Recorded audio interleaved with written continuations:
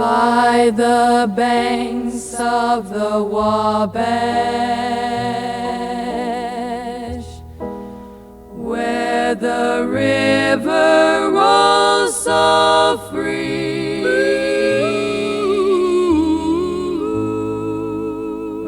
By the banks of the Wabash, where the river rolls so free, there's a tale of the old days and the folks who used to be.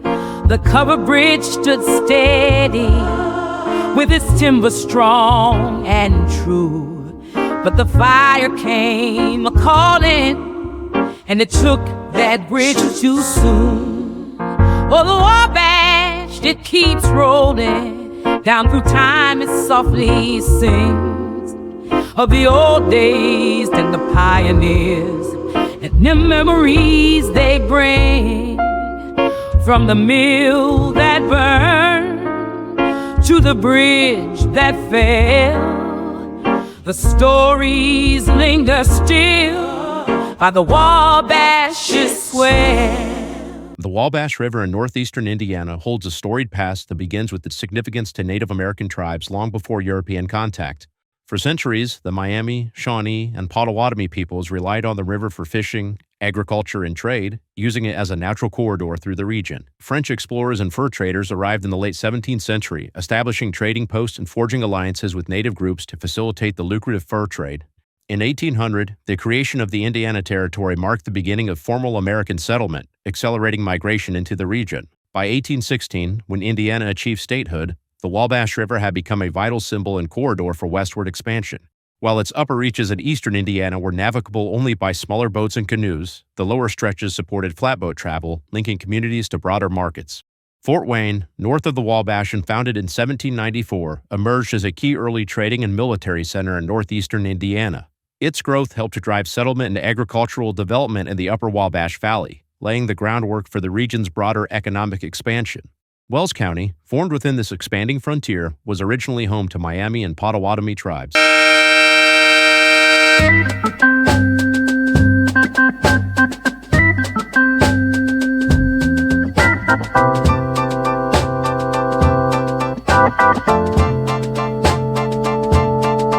The way I understand it, west of Murray along the river is prairie land that didn't need clearing, and that's where some of the pioneers settled.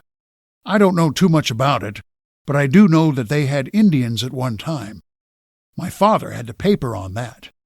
I remember it said when the pioneers would bake or cook something, and the Indians would smell that, they would come and want a handout. They settled what they had to live for them. As settlement increased and the frontier became more established, the county was named after frontier scout William A. Wells and initially governed as part of Allen County. By 1837, it gained independent status, and Bluffton was selected as the county seat the following year. I heard about this story about a special election which decided whether the county seat would be Bluffton or Murray.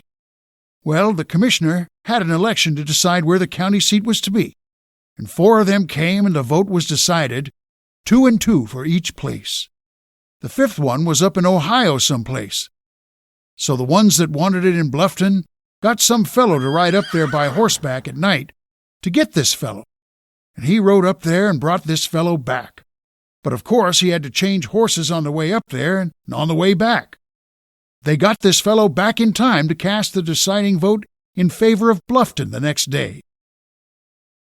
Several miles west of Bluffton lies Rockcreek Township, organized in July 1837 and named after the creek that flows across the township from the south to the northwest, emptying into the Wabash River southwest of Markle. The name Rock Creek originally referred to the entire western half of Wells County, as the later townships of Jackson, Chester, Liberty, and Union were formed out of that land area.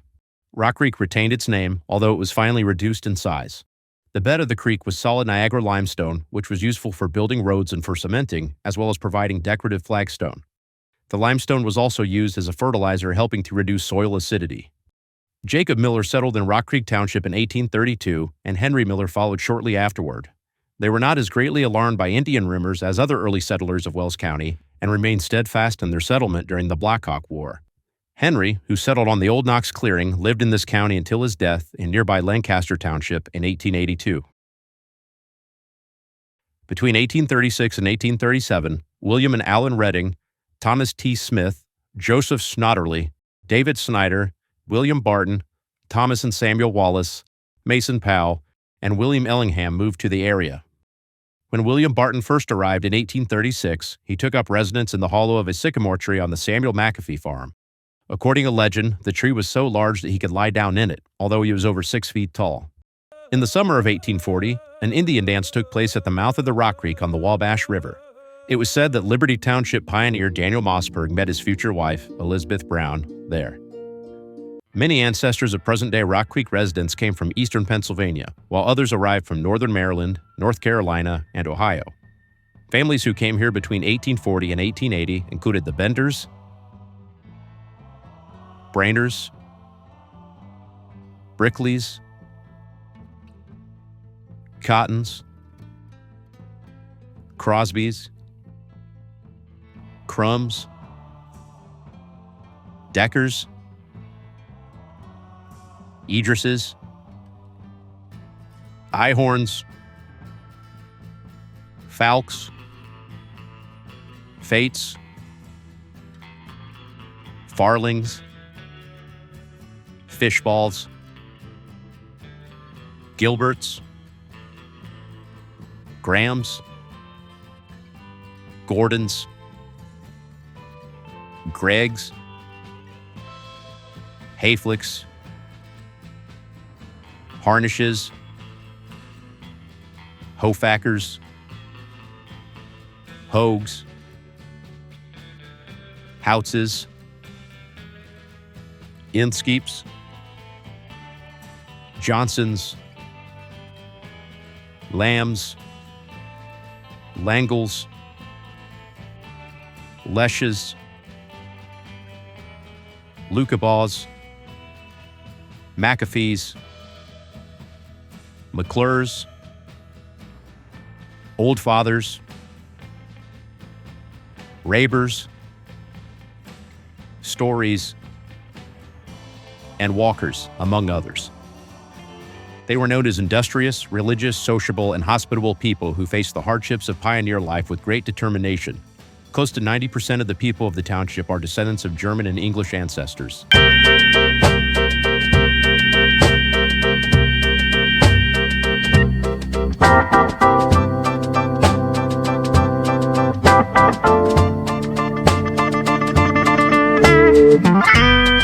It is interesting to note how the so-called Dutch settled on higher, rolling land in the area bordered by Bluffton, Murray, and Rockford, while the Scotch-Irish, represented by families like the Greggs, Gordons, Grahams, and Hogues, settled on the low, swampy land between Bluffton and Rockford. Although they faced drainage problems, they did not have the soil erosion or conservation difficulties. Pat is a lucky boy. His land won't wash away. Farm work was a full family effort, with men and women each taking on essential roles, from working the fields and tending livestock to preserving food and keeping the household running through every season. During the summer, the primary work was preparing the soil and harvesting crops. In the winter, farmers focused on clearing more land, cutting timber, and splitting logs. A skilled woodcutter could split as many as 100 rails in a day. I have seen and participated in some of the land clearing, but most of it was done before my time. A common practice when clearing a tract was to cut the best trees for lumber first.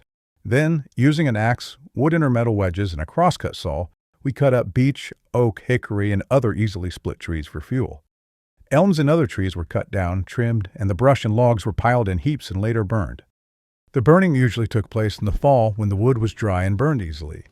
It was often an interesting scene to witness at night, though sometimes the fires ran wild, requiring hard work from firefighters to save good timber and other property. The first and only primary trading center of Rockcreek Township was Rockford, also known as Barber Mills or Barber's Mill, founded by Reverend Howlett Barber. Reverend Barber was a pioneer minister in the Christian churches of Wells County and Rockcreek Township. Born in 1798 in Vermont, he moved to Ohio, married, and entered the ministry. In 1835, he began traveling by horseback to Indiana, preaching in groves, barns, and homes. He arrived in Wells County in late 1836, preaching in the 6 Mile and Rock Creek communities. His efforts led to the organization of 6 Mile Church, Liberty Union, and the Scuffle Creek Church. Seeing the great possibilities in Wells County, he left his Ohio in 1841 and located in Rock Creek at the present site of Rockford. Here he saw the prospects of water from the creek being used to power a mill. Approximately 20 rods north of the present bridge on the banks of the Rock Creek, he established one of the first saw and grist mills in the county. Reverend Barber did not spend all this time at the sawmill, but continued to devote himself to the ministry. He died of Asian cholera in 1849 and was the first person buried in the Rockford Cemetery, later known as the Friends Cemetery. The town of Rockford was laid out by Solomon Johnson and Matthew Davis on September 21, 1849, and became the trading center for the township around that time. The post office, known as Barber's Mill, was established August 4, 1852, by Postmaster Emerson Barber. Since there was another town of Rockford in the southern part of Indiana, the town of Rockford was known as Barber Mills during the time there was a post office in the community. This name was chosen because of the prominence of Reverend Howlett Barber in its early history of the village. The post office closed on February 15, 1905.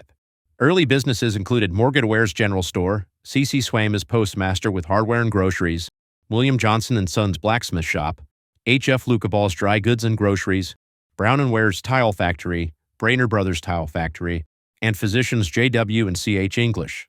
The Redding and Kuhlman Tile Factory, started in 1886, was located a mile and a half south of Rockford. One day, in March 1877, a steam boiler at Reverend Barber's saw and grist mill exploded, killing 2 men and wounding several others. All I remember was my parents telling me about it when it burnt. I guess the daughter of the fellow who owned it, she went off to one side and was praying for the Lord to stop the fire.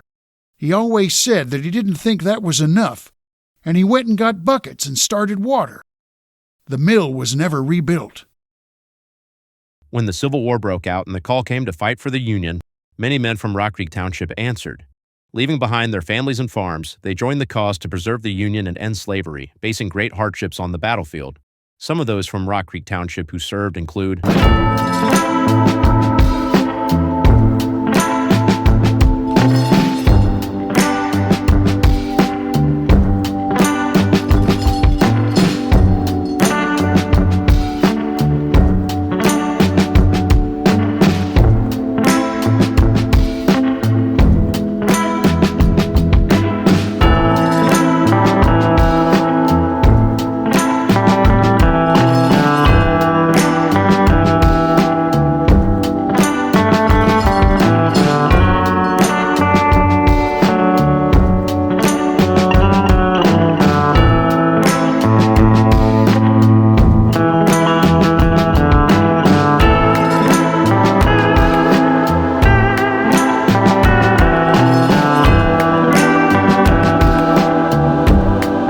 During the Civil War, the local Democrats belonged to a secret organization known as the Knights of the Golden Circle. The Republican Party had an organization called the Home Guards.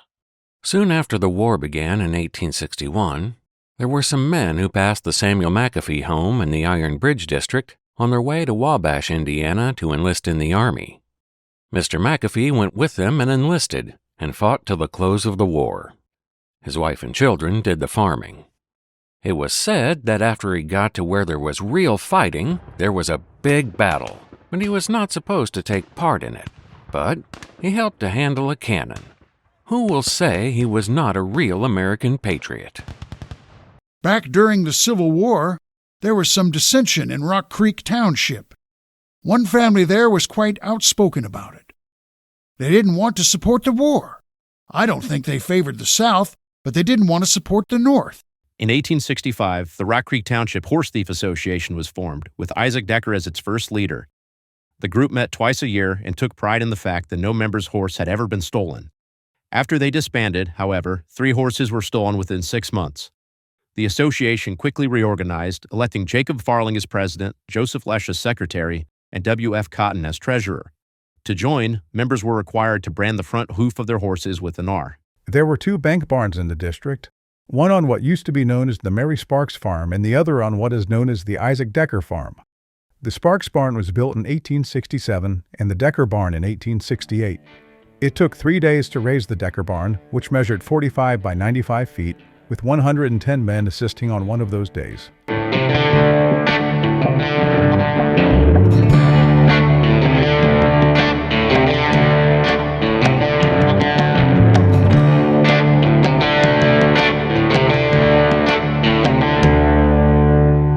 One old Rock Creek story that I was told concerns Dr. Zimro, who was a Republican but pretended to be a Democrat. He seems to have been a scoundrel, a jackass, and a possible murderer. He had a very long beard and often rode a mule while visiting his patients. Mr. Jackson, a radical Democrat, lived in the Iron Bridge district and he got sick. Dr. Zimro treated him and he died. Dr. Zimro hinted later that doctors know what to do with undesirable patients. Henry Johnson and his brother planned to kill Dr. Zimro, in fact, dug a grave for his body. But Dr. Zimro did not come to the place where they expected him to go at the right time. With the war over and families in Rock Creek continuing to grow while more settlers arrived from the east, the need for a bridge across the Wabash River became evident.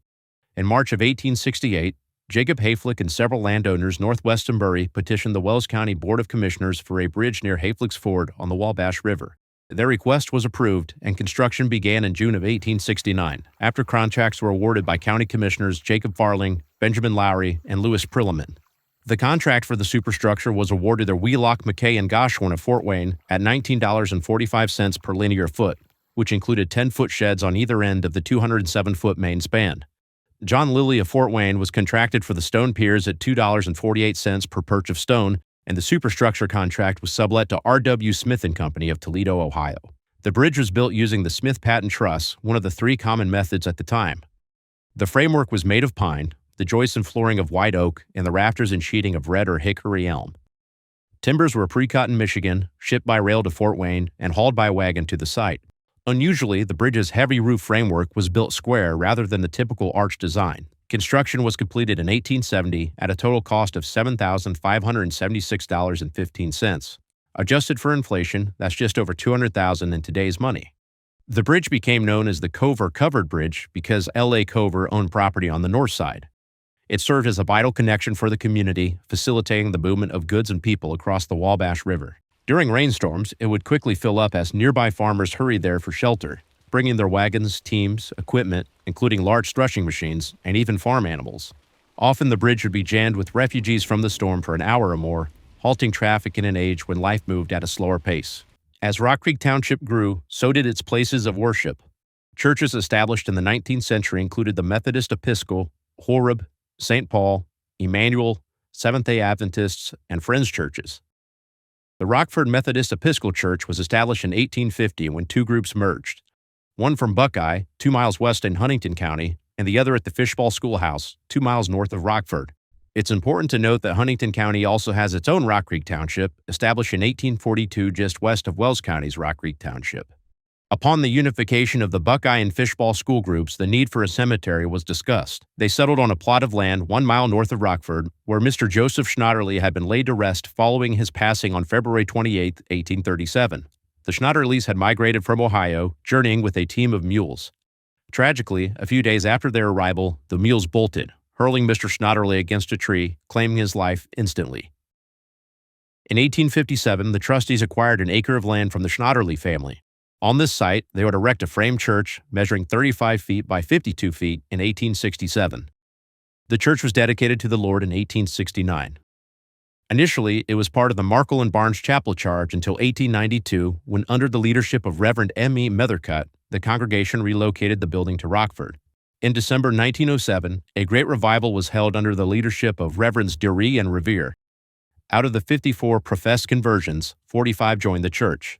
The church building in Rockford was eventually torn down, and the cemetery was later renamed to the Spider Hill Cemetery.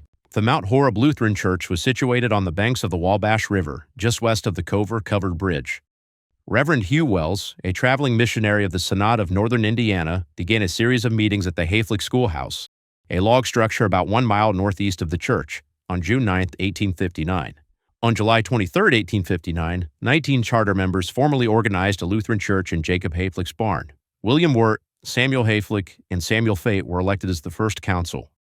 The congregation chose to build their church near the Wabash River, between the homes of Jacob Hayflick and Samuel Hayflick, by a burial plot established in 1847. In early 1860, Samuel Hayflick deeded land for both the church and the cemetery. George Bailey and Isaac Taylor were contracted to construct a frame building for $815, which was dedicated on September 30, 1860. Reverend Wells served until 1864, followed by Reverend A.J. Comer, who led the newly formed Horde pastorate. In 1890, the church was remodeled with a vestibule, steeple, bell, Gothic windows, a center aisle, and a slate roof. Over time, membership declined as new churches were built and families moved away. Thanks to Eulalia Lesh McElhaney's efforts, interest was briefly revived, but Mount Horeb ultimately disbanded in 1954. St. Paul's Church was founded on October 4, 1854, by Reformed and Lutheran families from Ohio and Pennsylvania. The first services were held in the wooden schoolhouse on the Crum Farm, located west of the current church, where the old Rockcreek Cemetery is now situated. The first burial at Old Rockcreek was Jonathan Decker in 1846. Other families buried here include the Amy, Crum, Farling, Houts, Kahn, Plank, Sellers, and Straw families. The cemetery extends into the wooded area, though the dense growth can make it difficult to see. Further in, more broken stones appear, along with an old oak tree near the Crum family plot, which is surrounded by an iron fence. This area has been overgrown for some time and was last cleaned up about 20 years ago. The last recorded burial here took place in the 1940s. The schoolhouse was later moved to its current location, directly across the present church on the old Crum farm. Months later, while reviewing this footage, I noticed something worth mentioning. We'll watch this clip again and focus on the area circled in red. As I walk forward, the spot darkens slightly before fading or dropping down. However, as I turn, the darkness reappears. Let's watch it again and take a closer look.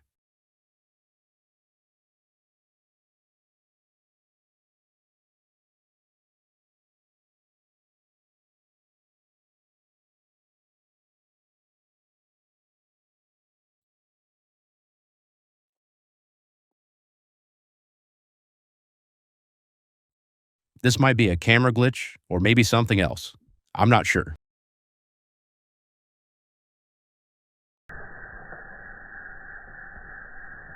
As I continue filming, I turn the camera for a glance at the iron fence.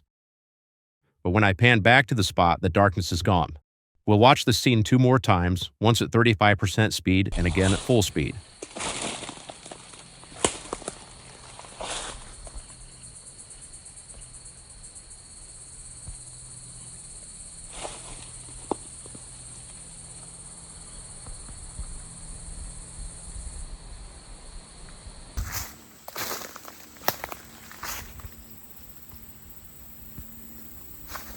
Not realizing this had happened until months later, I returned to film the area. At the time of the incident, I didn't feel anything unusual, only the eerie atmosphere that often lingers in forgotten cemeteries, much like the original Horeb Cemetery. It's important to note that behind the fence and brush lies a fallen log with growth around it.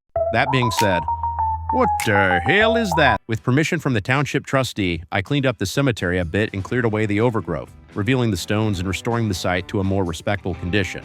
Only hand tools were used and no stones were harmed during the cleaning. The broken ones you see are the result of vandalism from the early 2010s.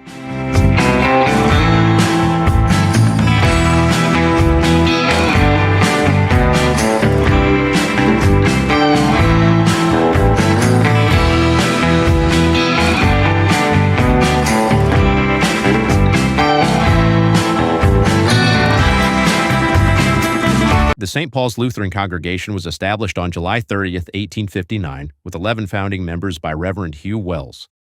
A modest brick church was built and dedicated on November 15, 1859. The land for both the church and the cemetery was donated by Abraham Mast. The bricks and lime used for construction were supplied by Henry Houts, who manufactured and fired the bricks at his farm nearby. He produced these bricks specifically for the church and his own home, sourcing clay from a field just east of the Lesh farm. The first burial in the cemetery was Mikkel Schwartz in 1860. The two Reformed and Lutheran congregations worshipped in the old brick church until 1880, when it was torn down to make way for a new, larger church. The second church built is still standing in 2025. At the dedication service of the present church, the Vera Cruz Choir sang. After the service was over, the Abraham Mast family had the choir come to their home for dinner. This picture of the St. Paul Sunday School class was taken in 1899. The only identified man in the photo is Frank Hofacker, who, along with his wife Ada, founded the Snug Restaurant in Bluffton in 1927. The restaurant remained in operation until 2015. In 1911, the church was remodeled with the addition of a balcony, and a rededication service was held on Sunday, April 2nd. In 1913, the steeple was blown off and a much lower belfry was made, which is the present one. In 1930, the Reformed congregation members left at St. Paul united with other churches. An effort was made by the Lutheran congregation to buy the interest of the Reformed congregation. The money was raised, but was lost due to bank failure.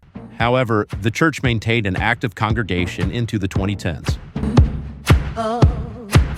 On a hill where the tall grass waves stands a church from bygone days, built with hands of faith and will. In 1880 stands there still. Oh, St. Paul on a hill so high, where the wind sings and the memories lie. Through the years, through joy and pain, the old bell rings, calls again. Fields of gold, rows of corn, watch o'er those who came before. Pioneers now rest below in the land they used to know. So if you pass down Rockcreek way, pause and whisper, stop and pray for those who walked until this land still rests beneath God's gentle hand.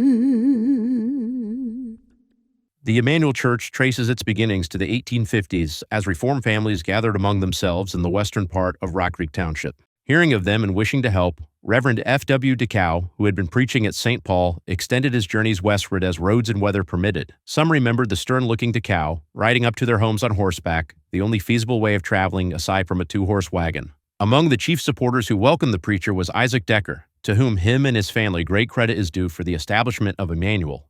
After DeCow, Reverend W.H. Fenneman preached for them and formally organized the congregation on May 28, 1859. Services were initially held in a nearby schoolhouse until members Joseph and Elizabeth Raber donated land about a mile north of Rockford for a frame building that was erected in 1871. The building included a cornerstone with a wooden time capsule inside and was dedicated on June 2, 1872. Sunday school was organized May 16, 1880, with John Lucaball as superintendent. Until 1882, the German language was predominantly used in services. On May 30, 1909, the congregation celebrated its 50th anniversary amidst rainy morning weather that cleared up later in the day.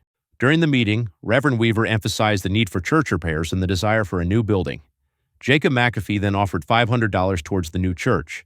Agitation and debate continued, and on August 5, 1910, the congregation decided to build a new church, as pledges from numerous members exceeded $9,000. A plan committee consisting of Reverend Weaver, Alan Klein, S.W. Rarick, Jan Tyson, John C. Raber, Amanda McAfee, Rebecca Decker, and R.L. Moore was appointed to obtain plans and specifications.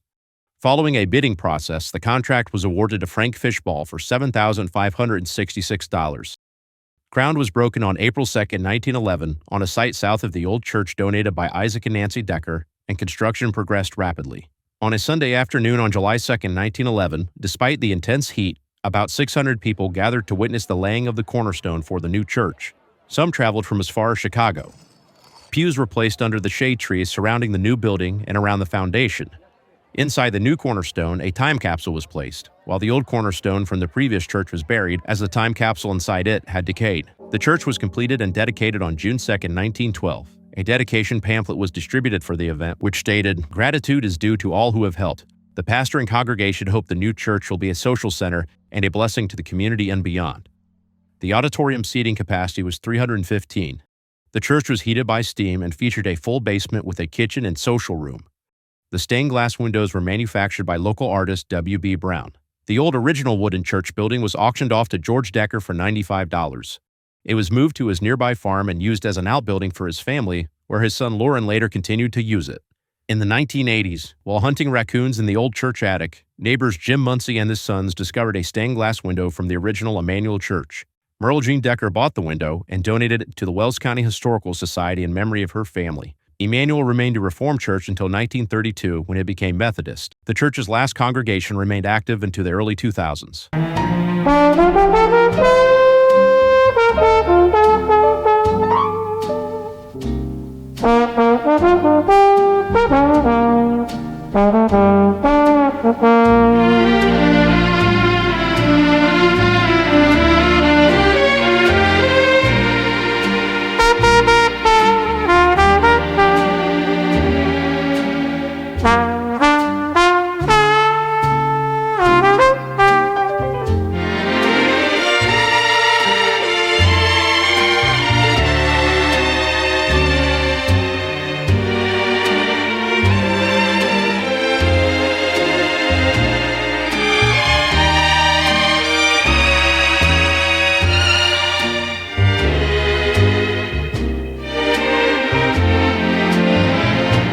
The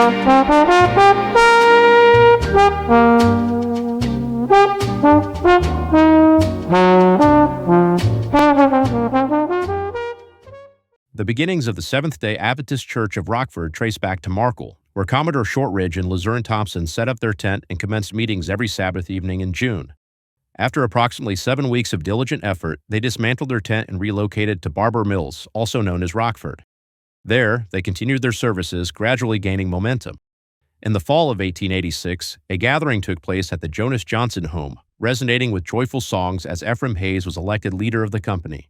This new assembly of Seventh-day Adventists conducted their services in the schoolhouse during the colder months, transitioning to a tent west of Rockford during the warmer seasons until the construction of a church could be realized. On April 3, 1887, Elder William Covert organized the company into the Raber Mills Seventh-day Adventist Church. During the summer of 1887, the Bluffton Weekly Chronicle featured a heated debate about the Seventh-day Adventist Church, sparked by a series of letters and sermons.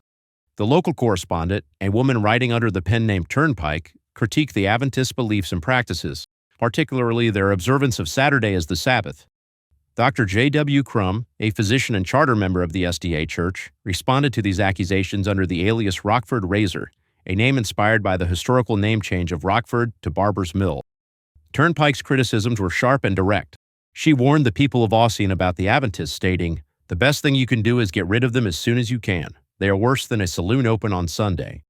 She accused the Adventists of deliberately working on Sundays to provoke the local community, claiming, "Your people did haul logs past the ME Church on Sunday, and hay too." Turnpike further asserted, "It seems like they wanted to be seen, don't it?" In response, Rockford Razor defended the Adventist practices and challenged the scriptural basis for observing Sunday as the Sabbath. He argued, "We as a people keep holy the seventh day of the week, or Saturday, the Sabbath of the Lord our God." He pointed out the historical context of the Sunday Sabbath, stating, "The Sunday Sabbath is a man-made institution. It was made by the Roman Catholic Church between the years AD 321 and 900. The debate continued with Turnpike dismissing Razor's biblical arguments as outdated, emphasizing, "We know that all those scripture texts are there, but in the Old Testament, they are things of the past." She defended the observance of Sunday by pointing to the resurrection of Christ, saying, "Christ rose on the third day, so when Christ ascended, old things passed away and the new dispensation ushered in." Rockford Razor countered by highlighting the consistency of biblical teachings on the Sabbath.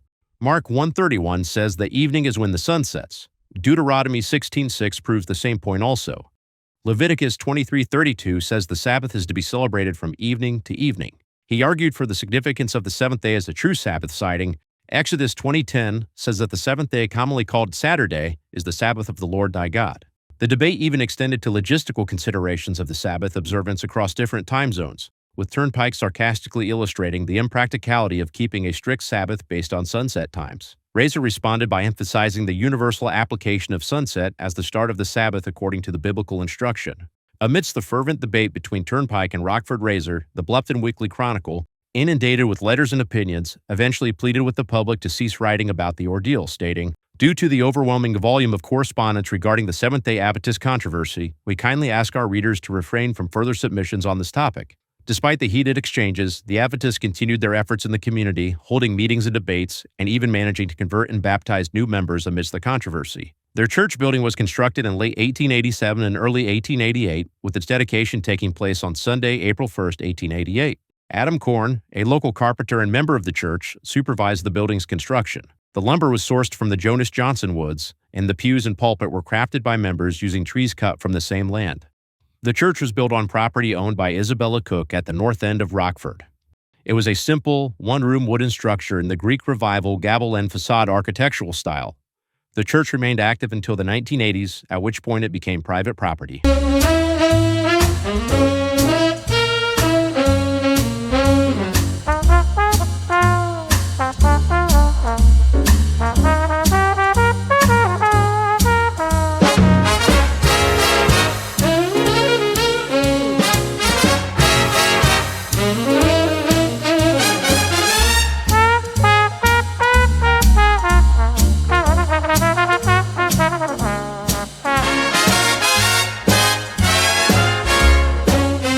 The origins of the Friends Church trace back to around 1890 when Arthur P. Hummer, his wife Sarah, and their daughter Faye moved from near New Holland, Indiana, to Rockford. Sarah had a close friend, Myra Vickery Webster, a young Friends minister eager to serve. With the Hummer's help, Myra and her husband Joe held a revival in a local schoolhouse, leading to a Bible school that continued through the summer. This effort formed a core group that steadily grew. In the winter of 1890 to 1891, this group was further strengthened by another revival at the Seventh-day Adventist Church, led by Myra and supported by Cyrus Williams, a young minister. During the winter of 1891 to 1892, a revival at the Rockford Methodist Episcopal Church fueled a desire for a dedicated worship space. In summer 1892, the group raised funds to purchase an acre of land near the cemetery from John Gordon. They built a church with members' help, and it was dedicated that winter, with Alan J. of Richmond, Indiana, delivering the address. This church eventually became known as the Friends Church. Rockford was also a Quaker settlement. The Quaker Meeting House, organized in 1892, stood adjacent to the Friends Cemetery. Just north of the Friends Church was the Lucaball property. Henry Lucaball, who came from Maryland and settled near Rockford in the 1860s, purchased 20 acres of land where the future Rockford Stone Quarry would be located. His son, Levi Lucaball, began the quarry in 1907 or 1908. According to a newspaper article from August 26, 1908, the Barber Mills stone crusher was enlisted to aid in constructing some of the stone roads in the county. Levi Lucaball secured the contract to supply stone for the road between Rockcreek and Harrison townships. To fulfill his commitments, the crusher had to run continuously, day and night. Along with the early one-room schools already mentioned, such as Fishball, Crum, and Hayflick, there is also the Farling School located in this area, and the first school in the township, the Redding School, located just across from the Redding Cemetery, an old family burial ground. The first teacher at Redding was William Clark. These schools were later torn down when the 9 district schools were built, beginning in the late 1870s. As the 9 district one-room schools were built or lost to fires, their numbers changed, causing confusion for historians trying to determine the correct designations. To ensure clarity and consistency, I will be using the numbering from the 1905 plat map of Wells County for this project. District 1 Sugar Grove Schoolhouse still stands today just south of Uniondale. In 1898, a dispute arose over the school's location. The majority wanted it built in Uniondale, an unincorporated town at the time, but the trustee chose to construct it a mile away in Sugar Grove, much to the disappointment of Uniondale residents. They felt they were not given proper consideration and had hoped for a graded school in their town. Some even discussed incorporating the town to ensure a school would be built there instead. The trustee justified the decision by claiming that children needed exercise and that the township objected to building in town. However, this reasoning was met with skepticism and disappointment from Uniondale residents who felt neglected and unheard in the decision-making process. District 2 Hayflick School was located north of the Wabash. This is the approximate location. The early school building was torn down about 1874 and replaced by a brick one-room schoolhouse. In later years, there was a small shed in which the teacher could place his horse while in school. The children played games during recess times such as baseball, run sheep run, hide and seek, etc. On rainy days, they played games on the blackboard. Also, I remember a little white dog which accompanied a family of children each day and made himself at home in the classroom. I taught at Hayflick School from 1920 to 1922. The school was closed in 1923 when the Rockcreek Township School was completed. District 3 Shively School was located near the Wabash and the Shively Bridge, both named after a nearby patron, Jake Shively, and situated on what is now a dead-end road. Lawrence McClure was a teacher at the Shively School. He was also a charter member of the American Legion in Markle. On March 1, 1920, Lawrence returned from his duties at the Shively School to help his father Joseph with farming. Lawrence grabbed a shotgun to shoot pigeons in the barn where the cattle were kept. He took a shortcut across the fields and caught his foot on the wire while climbing over a fence. This caused him to fall backward, and the shotgun's trigger got caught in the wire, discharging the weapon. Mrs. McClure, who was at the house, heard the gunshot and the screams. She rushed to him and found him on the ground, rapidly weakening from the loss of blood. He told her that he was going to die. George and Daniel Freds, neighborhood young men, also heard the shot and his screams and rushed to his side. Their father, William Freds, and another neighbor, Elmer Ratliff, arrived immediately afterward. Lawrence's father was at the R.H. Fishball farm, a short distance north, and he was immediately notified. He arrived before his son was taken to the house. Other relatives were called in and were with Lawrence during his last moments. His funeral at the Emmanuel Cemetery was one of the largest ever held in the county. All the schools in Rockcreek were dismissed for the day, and the church could not accommodate all who desired to attend. Miss Helen Weil then taught at the Shively School, made vacant by Lawrence's passing. The Shively School later burnt, and the pupils were sent to the Iron Bridge School. Other men from Rockcreek Township who served during World War I include Howard Buell, Neil Crosby, Roger Falk, Robert Gordon, and Orlo High.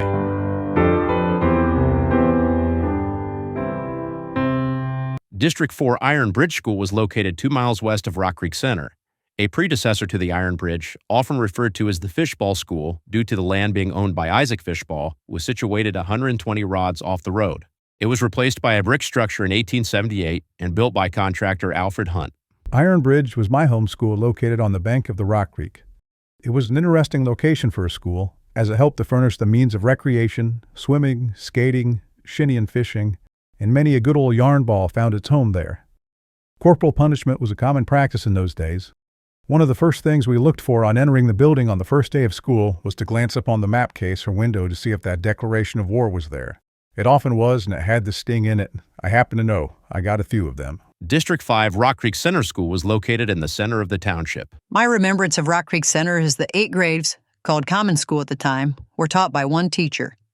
60 or 70 pupils kept him busy maintaining order and teaching, as most kids were mischievous if given a chance.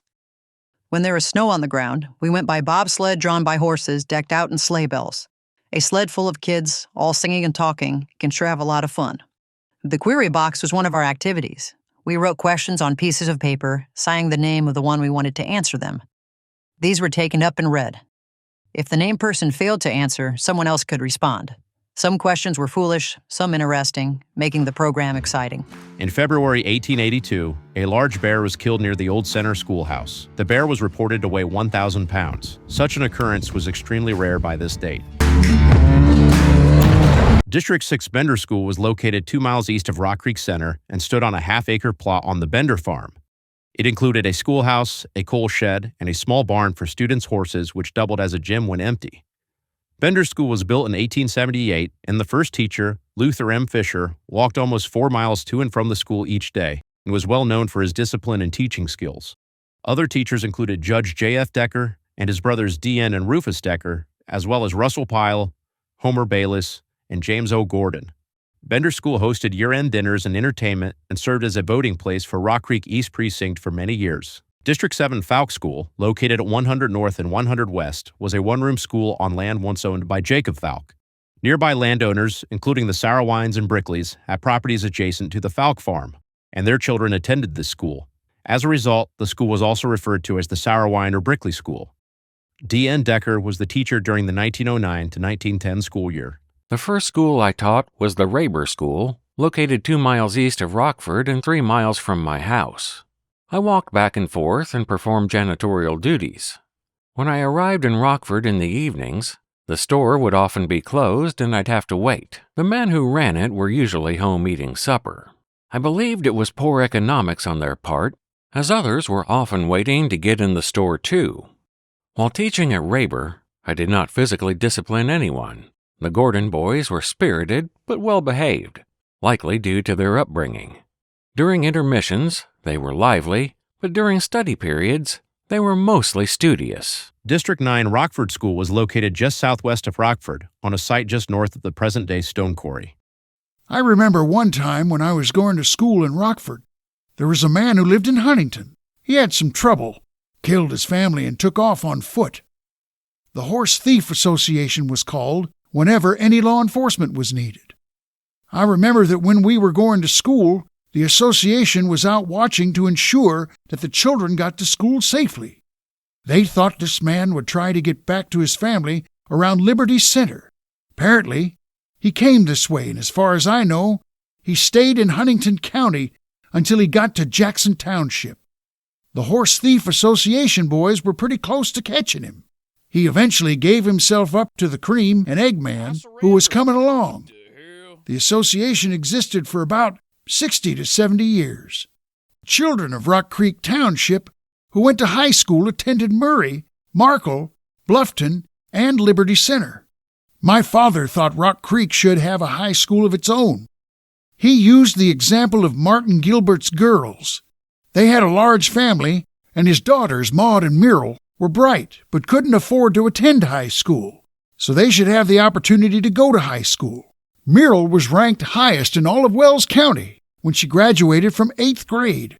So he started working around 1908 or 1909 to establish a school for Rock Creek. On April 8, 1908, the Bluffton Chronicle reported that a petition containing the names of citizens and taxpayers of the township was presented to trustee Frank Fishball. The petition requested a modern, commodious, and hygienic building to be erected in the center of the township for high school purposes. The estimated cost was $15,000. Later that same day, Frank Fishball met with the Township Advisory Board, which voted against the appropriation of funds for the new school, citing that a tax to erect a school building costing $15,000 was not warranted at the time. Then, 10 or 12 years later, some of the very ones who opposed the school in Rock Creek were the ones who searched around to get things started again. A lot of folks around Uniondale wanted a high school built there, and those outside of town wanted a school in the middle of Rock Creek. I think the state made the decision. I know my dad was in Uniondale one time and got into an argument with Perry Gilbert, who was one of the Gilbert boys. Perry wanted to build one at Uniondale and one at Rockford. But Dad didn't think much of building one at Rockford. It wasn't big enough to be worthwhile. Uniondale is located just north of present-day Highway 224 along the northeastern boundary of Rockcreek Township and is part of both Rock Creek and Union Townships. It lies east of the early village of Banner City, which was established in 1860 and disbanded in the early 20th century.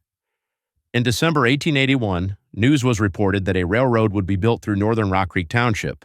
At a rural crossroads where several farms met, there was a small village called Union, which was renamed a Union Station due to the railroad's construction. By 1882, Union Station was a village of 100 inhabitants, located 3 miles west of Kingsland on the Chicago and Atlantic Railroad.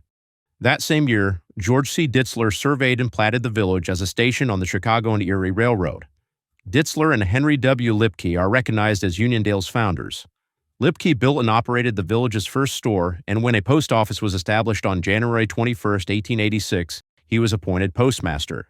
Uniondale remained an unincorporated town until June 6, 1907, when George W. Black and 19 other legal voters filed a petition seeking its incorporation as a town. By law, they were required to submit a plat of the proposed territory and the census, which recorded 148 residents in the area.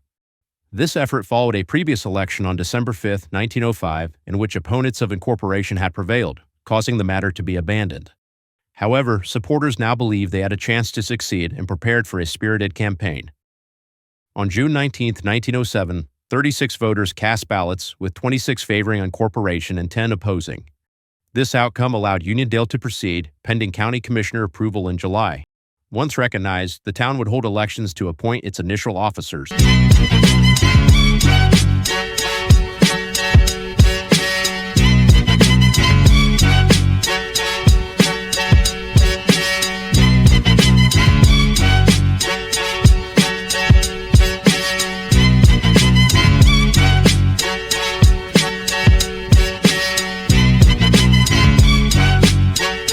Despite debates and speculation, in 1920, plans were authorized for a new Rockcreek Township Consolidated School following a state board order and the selection of a site at the center of the township.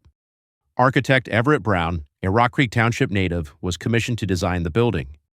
Frustrated by delays, Rockcreek citizens filed a lawsuit on May 17, 1921, to expedite the construction. Amid opposition, including concerns about transportation and infrastructure, the Central Consolidated School for Rockcreek was eventually built in 1922. The Rockcreek School, completed in October 1922 and officially opened that same month, became a hub for education and community activities. This photo of the school, taken in 1923, shows students and the faculty of the time. Thanks to local farmer and historian Ivan R. Decker, who appears in the photo, it has been labeled almost in its entirety. A copy is available at the Wells County Historical Society.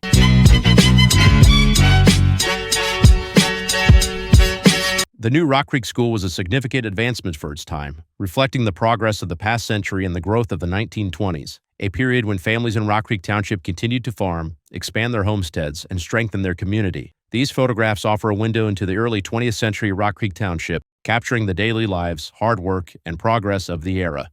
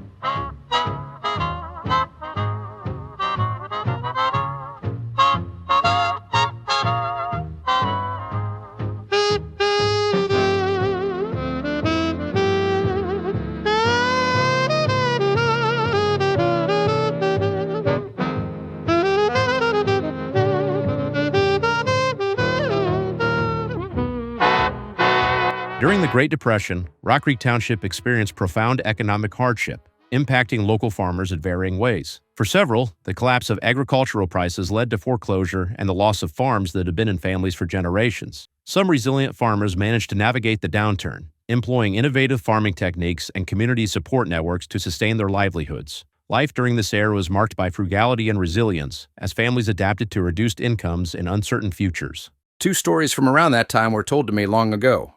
Apparently, right before they put the Lesh ditch in through the farm just north of 100 North, splitting the farmer's land in half, the farmer stood out there with a shotgun, firmly opposed. The ditch was put in, so something must have been worked out in the end. The other story I've heard several times involves my uncle as a young boy, around 1930, near the Edna farm on 124. In those days, most fields were divided by fence rows, and he was riding his bike along one near the farm when suddenly he heard fully automatic machine gun fire coming from the farm. Frightened, he attempted to toss his bike over the fence, but it became stuck. A man wearing a suit and carrying a Tommy gun walked towards my uncle and assisted my uncle in getting his bike over the fence.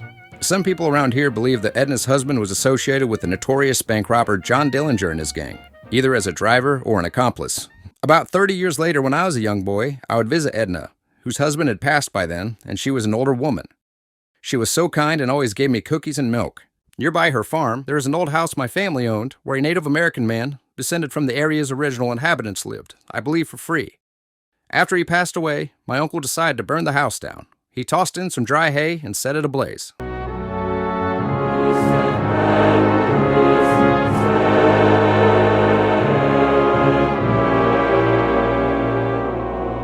Next thing we knew, Edna came flying up the lane in her black coupe.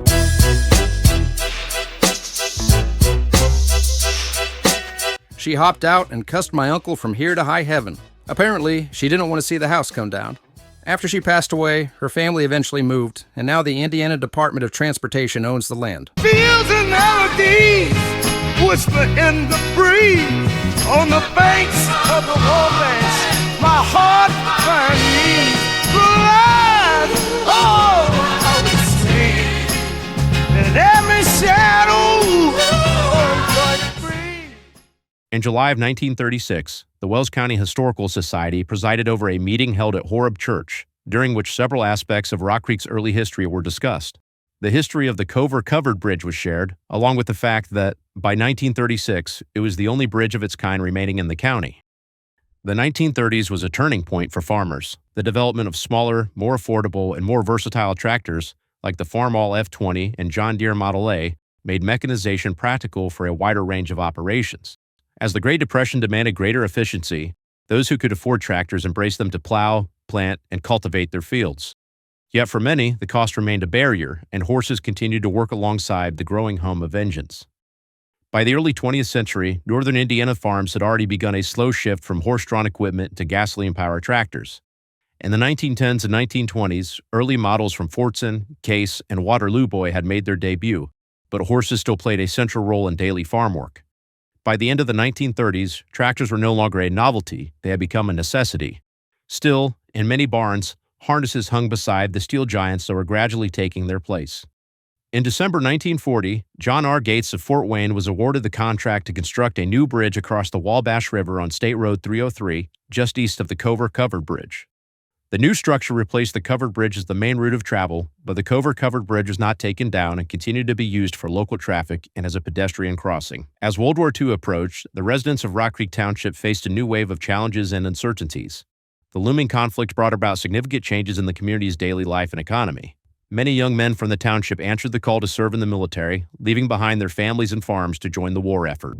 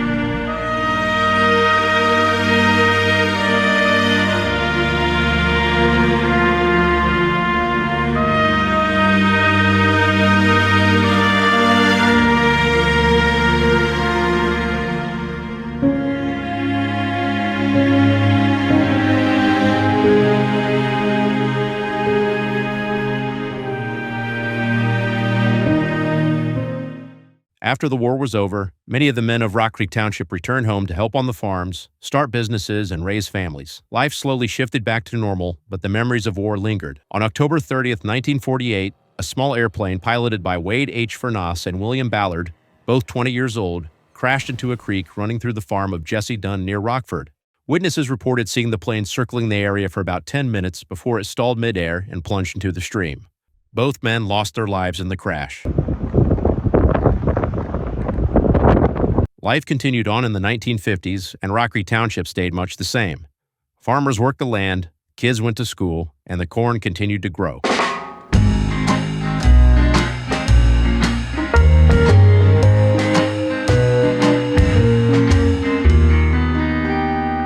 Where's the magic gone?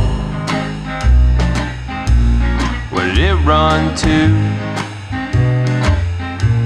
Never thought it'd leave, but I'm left with an emptiness. Won't you tell me where the magic's gone? Well, back when I was young, it was all around. Everywhere I looked, it was there. Now I blankly stare, and I wonder where the magic's gone. Preacher said, "Our one is near. Wabash rolls like a beast in fear." In the years following World War II, the Wabash River Basin in Indiana remained a source of both abundance and anxiety. The river, long revered for its fertile floodplain and role in shaping early settlement, had become a perennial threat to towns like Huntington, Peru, and Wabash. Catastrophic floods in 1913, 1937, and again in 1943 brought the issue to a boiling point. Each spring thaw or torrential downpour risked devastating low-lying farmland, homes, and public infrastructure. The situation reached a crisis once more in 1958 when the Wabash and its tributaries surged with fury. Towns such as Huntington, Wabash, Peru, Logansport, Terre Haute, and Vincennes suffered severe damage. Dozens of bridges were swept away, more than 2,000 residents were evacuated, factories were forced to close, and the National Guard and Army Reserves were called in to support the United States Army Corps of Engineers. President Dwight D. Eisenhower declared several counties in the region a total disaster, prompting federal aid from the Red Cross and the Farmers' Home Administration. What Indiana needed, many believed, was a modern federal response, something beyond sandbags and patchwork levees. That response would come through a massive flood control initiative backed by the United States Army Corps of Engineers and championed by a rising political figure from Huntington County, Congressman J. Edward Roush. Roush, a Democrat, was elected to the United States House of Representatives in 1958, just as federal attention was pivoting towards comprehensive river basin management across the Midwest. A veteran of World War II and a graduate of Huntington College and Indiana University's law school, Roush had a deep connection to the people and terrain of northeastern Indiana. He also understood how federal dollars, wisely applied, could reshape a region's fortunes. In Congress, he became a forceful advocate for the Wabash River Basin Comprehensive Plan, a blueprint developed by the Corps to control flooding, manage resources, and stimulate regional growth through infrastructure. Reflecting on those turbulent early years, Roush later said, "I knew flood control was needed for the Wabash River, or havoc would continue to befall the people of my district." Representing areas hardest hit by floods, he took the issue personally. In Washington, I spoke endlessly to the legislature and Congress describing the plight of my constituencies in countless speeches and meetings, he recalled. One of his most expressive and impassioned pleas before Congress helped win national support. "Mr. Speaker, last week was a week of turmoil and disaster for my beloved state of Indiana. The Wabash River once again became a destructive, irresponsible giant, unleashing its fury against our farms, our cities, and our people. Year after year, I have seen this peaceful stream, across the waters of which as a boy I waded by doing nothing more than rolling my pants legs up, become this unconquerable giant, sweeping before it homes and property, and with its muddy appearance telling us that our topsoil was escaping to the Mississippi. We are not asking for money to build fishing holes and bathing beaches. We are asking Congress to provide us with funds to build flood control projects that will save us from the ravages and destructiveness of these terrible floods. We are indignant and bewildered. I speak for the people of my district. All we can see is our government spending dollars for so many things that seem unnecessary, especially in the light of our distress." With key support from Senator Birch Bayh, and after tireless lobbying, President Eisenhower signed the Flood Control Act on July 3, 1958. It marked the beginning of a 7-year federal project aimed at taming flooding in the Upper Wabash Basin and parts of the Ohio River system. The plan called for a network of flood control reservoirs across northern Indiana. Among them were the Mississinewa Reservoir, built on the Mississinewa River near Peru, the Salamone Reservoir on the Salamone River near Wabash, and the Huntington Reservoir, constructed directly on the Wabash River near the city of Huntington. Its construction required damming the Wabash itself, inundating a wide swath of rich farmland, and displacing longtime residents who had worked the land for generations. Churches, family cemeteries, old bridges, and entire home places stood in the reservoir's projected footprint. The Salamone Reservoir was contracted to be built by the J.A. Jones Construction Company of Charlotte, North Carolina, while the Mississinewa Reservoir was awarded to the Bowen Construction Company of Indianapolis. The final piece of the tri-reservoir system was the Huntington Reservoir, built at a cost of $5,424,045.50. Contractors George E. Detzel of Cincinnati, Ohio, and Carl M. Goupel of Indianapolis undertook its construction. Construction began in the early 1960s under the management of the United States Army Corps of Engineers. Workers cleared thousands of acres, rerouted roads, and began to raise the massive earthen embankment that would hold back seasonal floodwaters. In total, the Mississinewa project spanned over 15,000 acres, Salamone covered more than 12,500 acres, and the Huntington Reservoir encompassed roughly 8,600 acres of land and water combined. While the project gained official approval at both the federal and state levels, local settlement was far more complex. The Army Corps offered compensation to landowners whose property was acquired through eminent domain, but no amount of money could replace the homestead that had been in the family for over a century. Petitions were signed, preservation plans circulated, and tensions rose as construction moved forward. The emotional toll was heavy. As uncertainty swelled, the Huntington Reservoir Landowners Association was created, and its members, with the assistance of Congressman J. Edward Rausch, began pressing the United States Army Corps of Engineers for answers to a growing list of concerns, chief among them the land acquisition process. A series of questions and answers were compiled and circulated to clarify government plans. Though the answers were official, they offered little emotional relief. Rumor has it that the taking line for reservoir land acquisition has been raised. Is this so? Based on further study of design features of the project, acquisition lines were recently revised on some of the tracks. The revisions called for acquisition of more land than originally included in earlier studies. When will a final determination of the taking line be made? The revised acquisition lines were under review by higher authorities. Final determinations were expected within 60 days. Will the two cemeteries at Barnes Chapel be moved? The cemetery at Barnes Chapel would require relocation. The nearby Star of Hope Cemetery would likely remain in place. What is or will be the status of the Wabash Primitive Baptist Church adjacent to Track 228? The Wabash Church would probably not be acquired. Why will the government not disclose their appraisal price? Appraisals are estimates, not fixed values. They are based on a study of all physical, economic, and social factors influencing current and future benefits of property ownership. The value was not established by the appraiser, but presented as a reasonable opinion of a fair market value. Is it true that the Corps is planning to take all land south of Indiana 224? The revised acquisition lines did include more land south of the highway than previously planned, but not all land south of Indiana 224 was to be taken. What about private construction of dikes to protect personal property? Building a private dike would not exempt land from federal acquisition if it fell within the Corps' 300-foot shoreline control zone. However, construction was permitted on private land not affected by Corps regulations without needing Corps approval. These answers, though direct, exposed the painful limits of federal procedure. The federal government could seize land, but it could not compensate for family history, lost legacy, or uprooted community. One such community was that of Monument City, which was abandoned and acquired by the government in 1964. Once a quiet settlement nestled in Polk Township, Huntington County, Monument City stood directly in the path of the planned Salamone Reservoir. Its fate, like that of so many others in the basin, was sealed by the rising waters. On Sunday, June 7, 1964, the people of Huntington County read a somber headline, "Monument City, the reservoir will cover the town." Monument City had taken its name from a memorial, a simple yet powerful marble monument erected in 1868 or 1869 in honor of the 27 local men in blue who had fought and died in the Civil War. The monument was funded entirely by public subscription, costing $500, a meaningful sum for the time. The small settlement gradually grew around the monument, eventually including a church, a school, and a handful of homes. That was the entirety of Monument City. Nothing grand, just lives lived quietly. In 1964, as construction crews worked downstream to raise the dam and clear the reservoir footprint, Monument City was bulldozed. Houses and outbuildings were removed, the church and school emptied, streets vanished. What had once been a proud, if modest town was reduced to rubble and memory. The Civil War monument, the town's namesake and soul, was carefully moved to higher ground.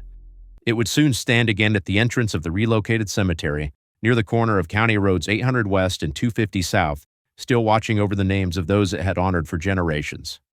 Just southeast of Monument City, within the same Polk Township, stood the town of Mount Etna and its cemetery near the Wabash River. The cemetery was relocated due to concerns that flooding from the Salamone project would destroy the original site.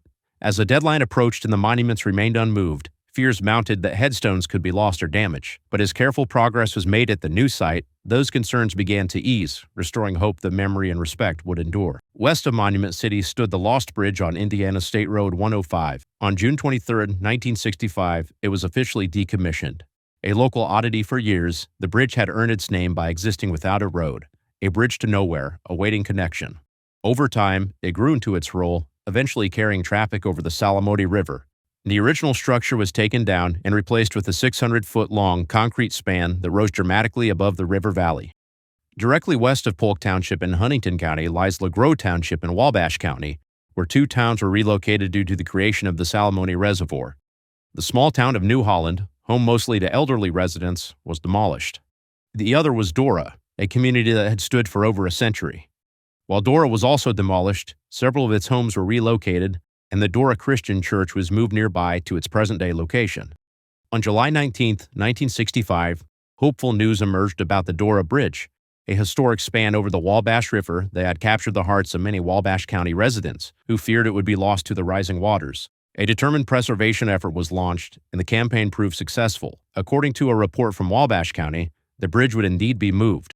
At the time, pontoons were already being fastened to the structure, which would be floated downriver in the fall and transported overland to its new home on the Pepley Farm Pond.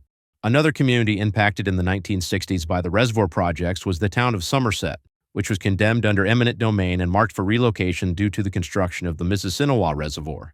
The entire town had to be moved to higher ground to make way for the reservoir's expansive flood control basin. Families, homes, and even cherished community landmarks were relocated or rebuilt, preserving the spirit of the town despite the loss of its original setting. As part of the reservoir expansion, the Army Corps of Engineers set their sights along Wabash areas in Markle and Rockcreek Township in Wells County. In Markle, they planned to divert the main river channel which flowed by the old Thomas Mill. The mill, built in 1858 on the banks of the Wabash River, operated for 72 years by 3 generations of the Ansel Thomas family. The location was a popular fishing and sightseeing spot. Markle residents reported that visitors stopped frequently to view the building. Markle sits on the border between Huntington and Wells counties. Only a small portion on the east side lies within Wells County, divided between Rockcreek Township to the southeast and Union Township to the northeast. In 1832, a man named Mr. Tracy from New York built a log cabin on what is now the corner of Morse and Clark Streets. Intending to return with his family, he went back to New York but died before they could make the journey. When he did not return, 3 legal advisors from Fort Wayne purchased 40 acres of forest surrounding his cabin and platted it into town lots. Disliking the name Tracy, they named the settlement Markle after the family of one of their wives. Early settlers in the Markle area from both counties included Isaac Sparks in 1834, John Sheets, Jacob and Reason Sowers, Jacob Shively, and Gideon Lantis. Several years later, William Wirt and Josiah Roush also settled in the region. In 1836, Elias Murray officially laid out the town of Markle. In 1849, Dr. Joseph Scott, a physician, built the town's first residence. A post office was established in May of 1849 under the name Tracy and renamed to Markle in June of 1852. George F. Miller served as the first postmaster. By the early 1850s, Markle supported several early businesses, including general stores, a blacksmith shop, a wagon maker, a shoe shop, carpenters, a flour mill, and a sawmill. The first school built was in 1852, with Thomas Logan serving as the first teacher. The first bridge to span the Wabash River near Markle was constructed in 1860. With the arrival of the railroad around 1878, Markle experienced a period of rapid growth. New merchants flocked to the village, bringing with them a variety of businesses. In 1889, Markle was officially incorporated as a town, with a population of 584 residents. In 1913, the Great Flood swept through the central and eastern United States between March 23 and March 26. The town of Markle was not spared from the flood's fury. Markle walked on water and hope.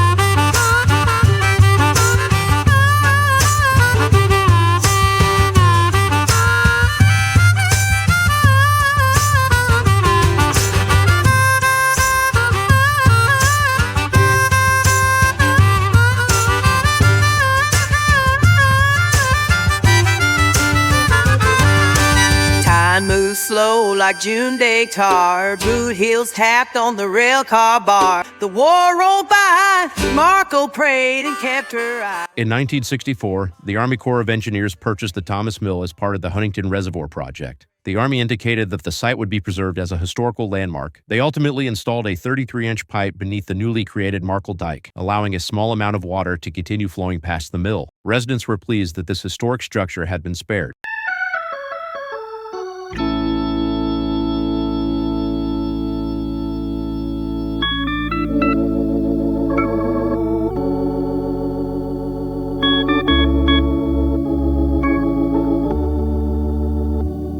As the Huntington Reservoir project progressed, the Louisville District of the United States Army Corps of Engineers informed Wells County officials that when the reservoir was full, water levels in the Wabash River near the historic Cover Covered Bridge would rise to a level 8 feet above the bridge's floor, placing the structure directly in harm's way. While nearby homes were not expected to be submerged to the same extent, rising water levels, according to the Corps of Engineers, posed a significant threat to properties along the river. This led the Corps to begin acquiring land through eminent domain. In August of 1964, the Corps purchased 384 acres of private farmland in Rockcreek Township. The largest portion, approximately 300 acres, was acquired from Mr. and Mrs. Harry D. Hughes. Additional purchases included 47 acres each from the Fisher and Crow families. This section of a threshing floor, made of solid native oak, came from a barn located 1 mile south of Markle in Huntington County on the Brickley farm, which had been in their family for 4 generations. The barn and home were torn down in 1964 after the land was acquired by the government. This piece was donated to the Huntington County Historical Museum in 1999 by Robert and Rosalind Brickley, as seen in the photo of Robert with their son Kevin. The Wells County Commissioners, while reluctant to see the bridge lost, were also hesitant to commit public funds to its preservation. They issued a public invitation. The bridge would be donated to any person or group able to present a workable, self-funded plan to dismantle, relocate, and rebuild the bridge in a publicly accessible area where it could serve as a historical exhibit. Raising the bridge in place was deemed financially unfeasible, but relocation seemed within reach if the community would rally. In response, on September 10, 1964, the Save the Cover Bridge Association was formed at a public meeting in Bluffton. Led by local engineer Ralph Higman, the group brought together representatives from across the community, the Wells County Historical Society, Farm Bureau, Senior Citizens, Kiwanis Club, Bluffton Harrison Schools, and the Home Demonstration Clubs. Their goal was to raise the estimated $8,000 to $12,000 needed to dismantle and re-erect the bridge, either elsewhere on the river or at a nearby park or heritage site. The campaign quickly gained momentum. Letters sent by the association in January 1965 garnered endorsements from Indiana's congressional delegation. Senator Vance Hartke wrote,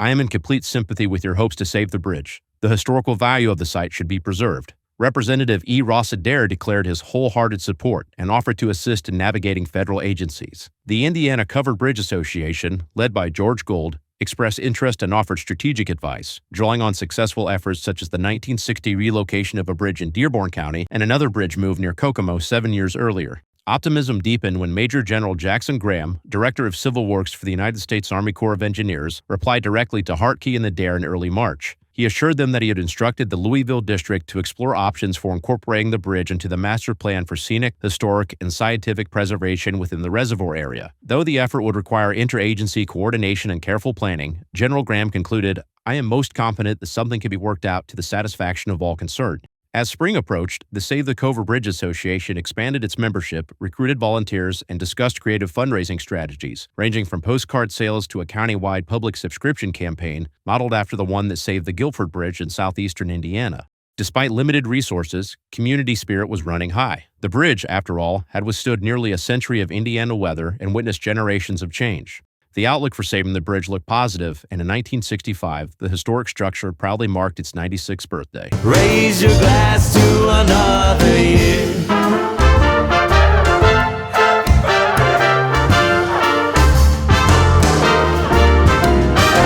Years may come and years may go, but the sun will rise again tomorrow.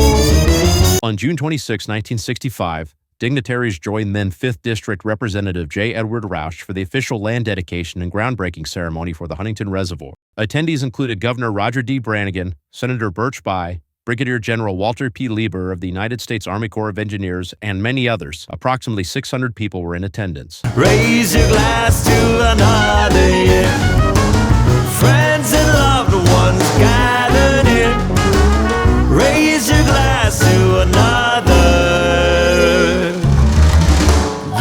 On February 17, 1966, in Wells County, nearly 150 people gathered at the Uniondale Town Hall to hear updates from the Upper Wabash Valley Watershed Association on their efforts to challenge the Army Corps of Engineers' land acquisition policies for the Huntington Reservoir project. Formed to protect local landowners, the association opposed the Corps' plan to purchase land above the reservoir's high water mark, known as the freeboard area, and instead advocated for flowage easements.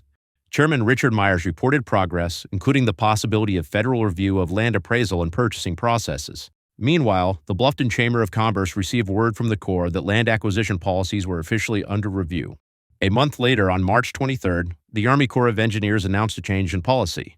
Rather than outright purchasing more farmland in Rockcreek and Lancaster townships, they would seek flowage easements instead. A flowage easement is a legal right allowing land to be intentionally flooded by a government agency, typically for dam or reservoir operations, while the land remains privately owned. The decision marked a major victory for area farmers.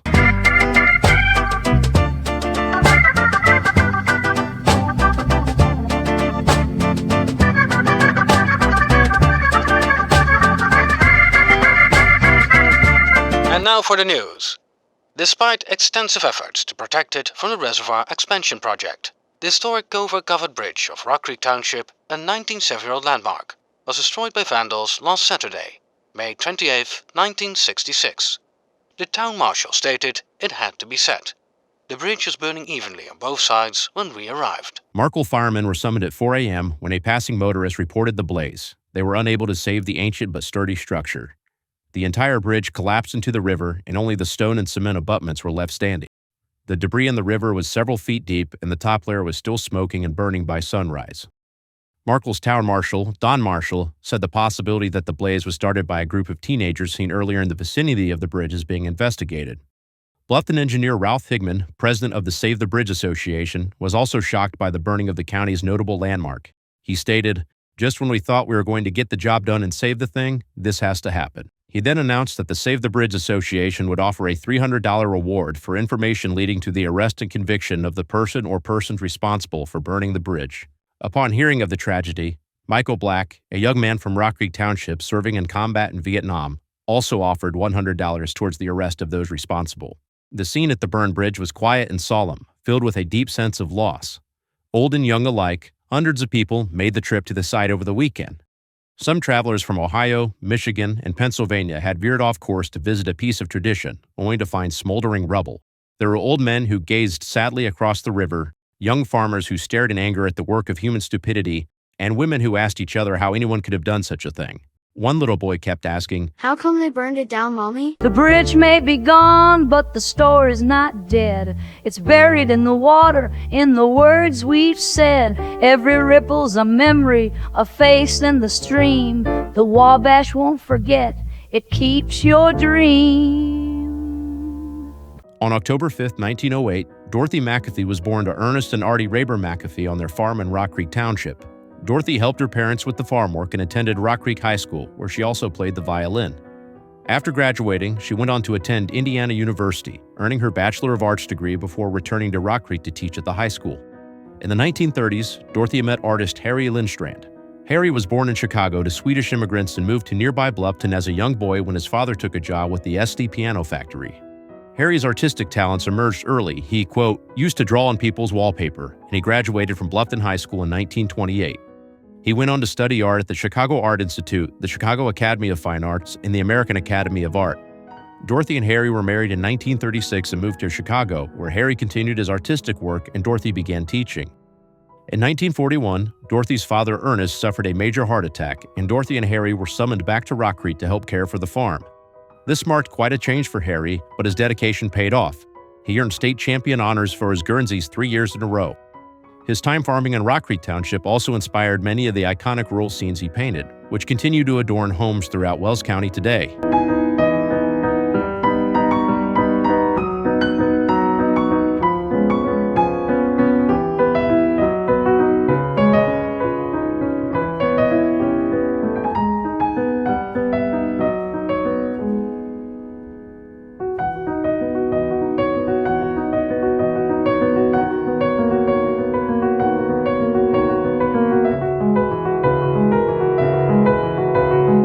Harry's artistic skill extended far beyond farm scenes. From depictions of places around the globe to commercial art, he was a man of many talents and a friend to nearly everyone he met.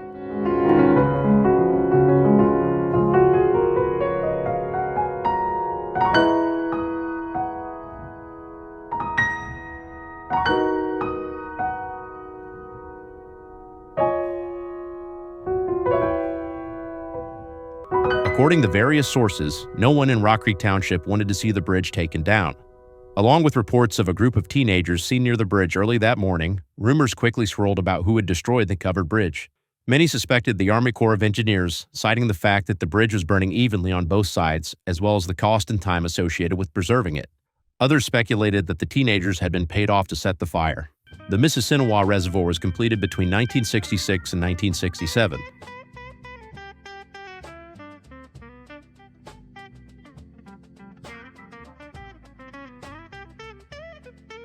The Salamone Reservoir followed shortly after, also finished within that time frame.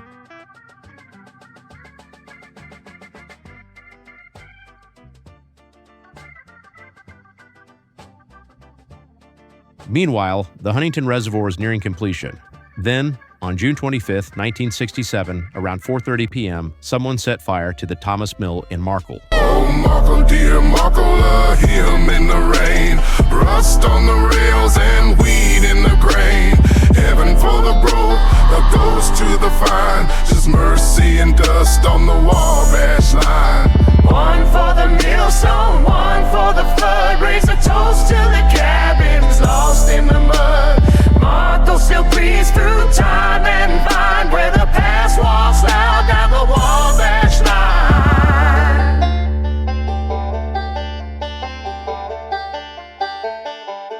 Despite firemen and citizens' attempts to save the mill, it was lost to the flames.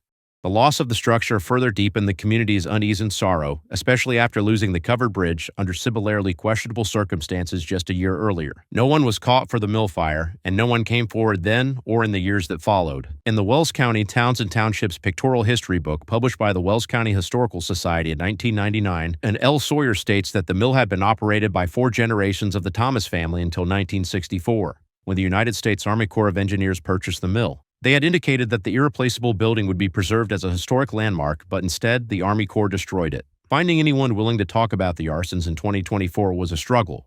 Many of those I reached out to weren't interested, while others agreed to meet but never showed, or promised to help only to back out later.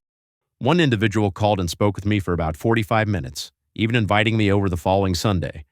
But just as I was about to head out that day, he called again, this time to curse me out, completely unprovoked and unjustified. During our initial conversation, he'd shared a memory of walking across the covered bridge as a kid and smoking a cigarette butt he'd found on it. Quite the dead end. Another individual, who did not want to come forward publicly, claimed to know who had burned the bridge down, saying the culprit, now deceased, was a teenager at the time of the arson. A tremendous thank you goes to the Markle Historical Society and its members, Lisa Hayflick Street, Leah Street, and Stephanie and Max Marchland, for their support and for hosting a covered bridge event in Markle in May of 2024.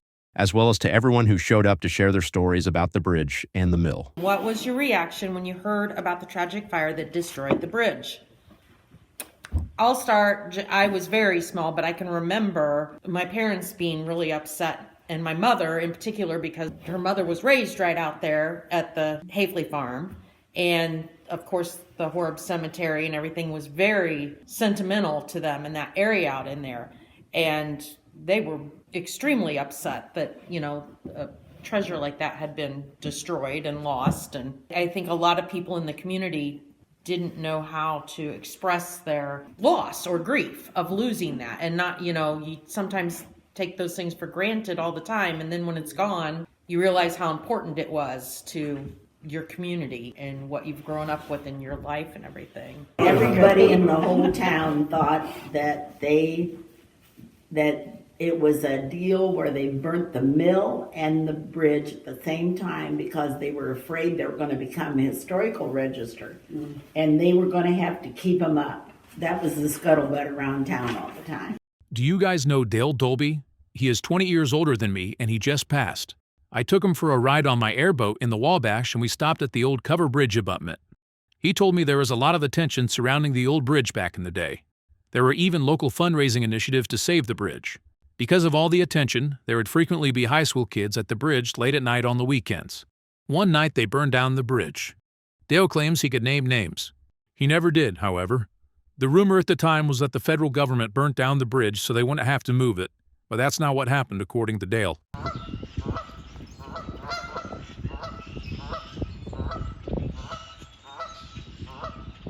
The Huntington Reservoir was completed in 1968.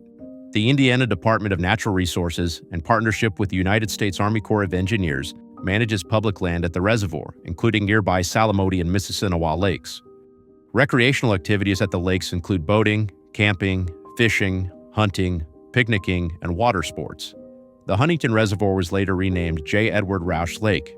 Around this time in the late 1960s, the United States government acquired additional land in the western part of Rockcreek Township, deemed part of the floodplain, as illustrated by these two maps. According to a local resident, some of the buildings on these properties were burned down after being acquired, recalling that the resulting plumes of smoke created quite a scene across the township. Many families from both Huntington and Wells counties felt they were undercompensated when the government purchased their land. The Shibley Bridge on 500 West was also removed due to the reservoir project. And the main bridge on 300 West was raised and reinforced to accommodate the anticipated rise in water levels. The Horeb Cemetery was deemed part of the floodplain and was eventually relocated in 1970 to its present-day location just north of State Road 224. This is one of the few known photos taken at the original site, showing Clara Durr at the gravestone she shared with her husband, Cameron Walker. One story shared with me is that during the relocation, workers uncovered a grave with a glass lid, an unexpected and startling discovery. Today, the original Horeb Cemetery site is landlocked by private property, with the only access being from the Wabash River, take me home, where the fire burned bright and the dead still roam. Through the wreckage and ruins, through the pain and the fight. Wabash River, keep me in your sight. The covered bridge area later became private property on both the north and the south sides. Many thanks to Lincoln Bates and his family for granting me access to their property on the south side of the river, near the old bridge site. And thank you to those who shared their pre-1970 photos of Rockcreek Township and supported this project's focus on its early history. The Wabash River was slightly rerouted in the northwestern part of Rockcreek Township, and Rockcreek itself was also redirected in certain areas.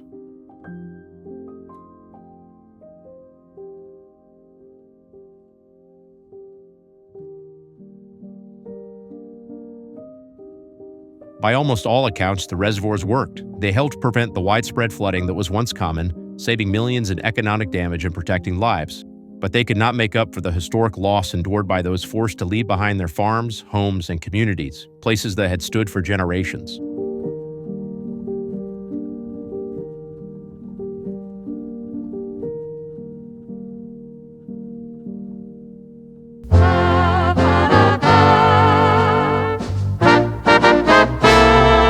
Some families who moved to Rockcreek Township between 1900 and 1975, whose surnames have not yet been mentioned, include the Stinsons, Eversoles, Lamberts, Swanks, Geigers, Cosarts, Blessings, Mosers, Arnolds, Norrises, Geismans, Krins, Reinhards, and others. In 1975, the Emmanuel Church caught fire due to an electrical issue. Although the building was saved, some of the older windows were lost and later replaced with modern stained glass. Between January 25th and 27th, 1978, one of the worst blizzards in Indiana's history struck, and Rockcreek Township was not spared from its impact.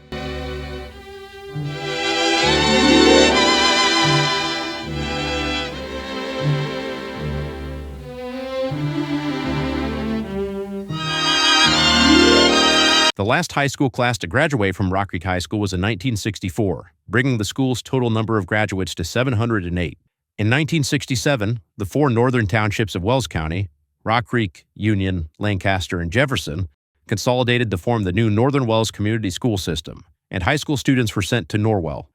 Rockcreek High School continued operating as a K-6 elementary school until 1979, when students were reassigned to Lancaster and Ossian elementaries. The building was torn down in the summer of 1980. Fields lie quiet and the barns gather dust. Dorothy and Harry Lindstrand moved to Bluffton in the 1960s. Harry passed away in 1987, followed by Dorothy in 1997, leaving behind an extensive legacy that is only briefly touched upon in this documentary. In 2024, the Wells County Historical Society honored Harry's life with the opening of a gallery showcasing his artwork. In 1988, Jackson S. Jackson Company Incorporated, a leading northern Indiana general contracting firm, gifted a new 34-foot span rustic covered bridge over Bills Creek on the River Greenway in Bluffton. The bridge was built in memory of the historic Cover Covered Bridge and includes a nod to the past with a sign reading, "Walk your horses while on this bridge or $10 fine," as originally ordered by the county commissioners of that era. During the 1980s and 1990s in Rockcreek Township, some families left while others remained. Some might say that during these decades, the nation began to experience a shift. Where honor and tradition once held strong, they were increasingly overshadowed by self-interest, greed, and ego. Whatever the root cause, values were changing, and Rock Creek saw its own version of that transformation through the actions of a few. Cornfields hum, dust cuts deep, hands in the dirt, roots don't sleep. Used to be pride, truth in the land, now it's fast talk, papers in hand. Rock Creek gold ain't oil, ain't fame. Just soil and soul, they tried to claim. On the die slow, greed took the reign. Now we fight ghosts and men with no name. Rock Creek gold, ain't gold, ain't fame. Just soil and soul, they try to claim. On the die slow. In early July 2003, a nearly stationary front stalled over northern Indiana, unleashing several days of heavy storms. From July 4th to the 10th, over 10 inches of rain fell in parts of Wells County and Huntington counties. In Bluffton, the Wabash River crested at 18.3 feet, over 8 feet above the flood stage, flooding homes, streets, and businesses. Roads were washed out, farmland submerged, and one life was lost. Rockcreek Township saw its fair share of the flooding, with low-lying roads underwater, fields submerged for days, and several homes near creeks and drainage ditches taking on water. The flood put the region's Upper Wabash Reservoir system to the test. J. Edward Roush Lake captured a massive volume of upstream runoff, with water levels surging to a record high. By holding back the initial flood surge, the reservoir delayed and reduced the volume of water flowing downstream. While controlled releases from the dam eventually raised the Wabash River, the reservoir's role in absorbing peak flows was widely seen as a major success in flood mitigation. From the 2000s to the 2010s, several longtime barns in Rockcreek Township met their end.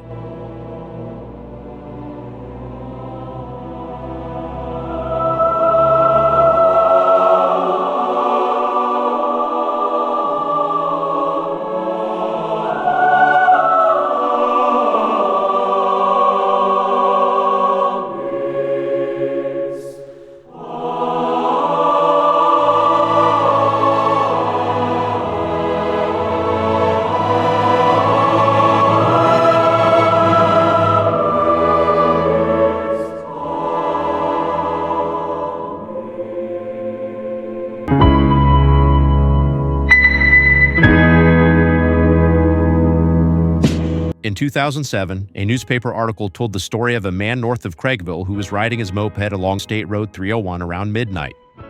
He reported to police that he had been chased by a large cat. Not long after, a black panther was spotted multiple times throughout Rockcreek Township, in the woods, in the fields, even around some outbuildings. It was believed to be surviving on deer and other small wildlife, with some locals swearing they heard its eerie cry echoing through the night. What became of the panther remains unknown. After a string of sightings, it eventually disappeared without a trace, leaving behind only stories and speculation.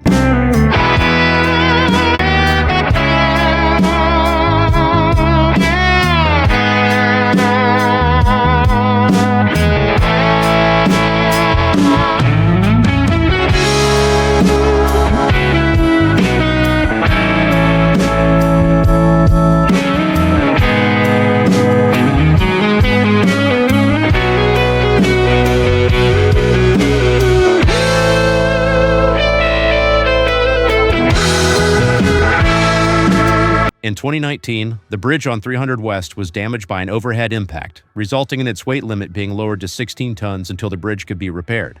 The person or persons responsible were never identified. However, cameras were later installed on both sides of the bridge. The bridge was closed for several weeks in 2020 during the repair process. Ownership of Emmanuel Church passed to the Emmanuel Cemetery Association, and after the final congregation disbanded in 2003, the building sat empty. Despite a few efforts to save it, the church was left to deteriorate over the last 30 years. In February 2025, it was ultimately taken down, a sad day for Rockcreek Township.